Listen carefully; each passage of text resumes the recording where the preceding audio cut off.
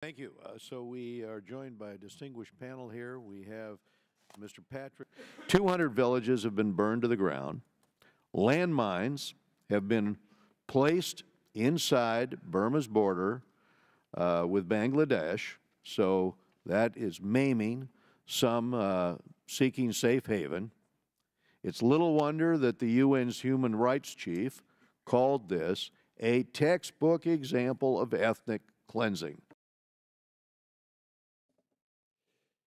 Well, thank you very much, Mr. Chairman. And in response to this crisis, the Trump administration announced that it would provide $32 million in humanitarian assistance, and $28 million of that is going to Bangladesh right now.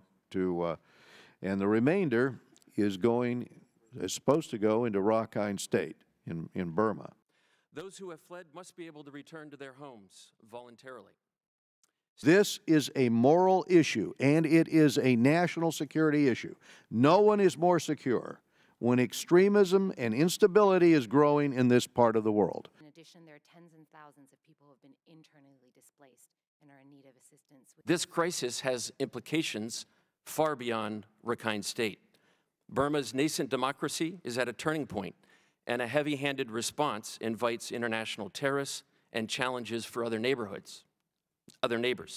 We are thus engaging with ASEAN to address humanitarian needs and actions to stop the violence. Distinguished members of the committee, thank you for inviting us to this important. In all our contacts with Burmese officials, we continue to press the government and the military, both publicly and privately, to end the violence, to protect the security of all communities, and to allow Rohingya refugees to voluntarily return to their homes after Burmese authorities ensure they can do so safely.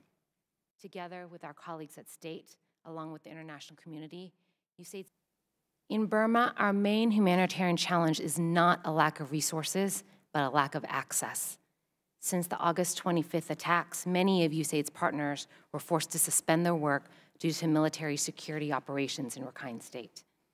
Insecurity, government restrictions, and local communities' enmity towards UN, international NGOs, and local staff have prevented full humanitarian access, including along the border. False and misleading rumors about Rohingya, spread and fanned by official government information, have contributed to this volatility. We continue to call upon all parties to allow unfettered humanitarian access to people in need. Member Engel, members of the committee, thank you for inviting me to speak today. The state councilor, Aung San Suu Kyi, she's a Nobel Prize winner, but she must make it a top priority to provide for the safety of those in Burma, including the Rohingya. This is a dialogue I have had with her for a number of years on this subject, and the international community is pressing her as well. We know the military government's calling the shots, but we expect everybody who has access to a microphone inside Myanmar to tell people the reality of what's going on in the country. We must pursue all efforts to see full implementation of these commitments.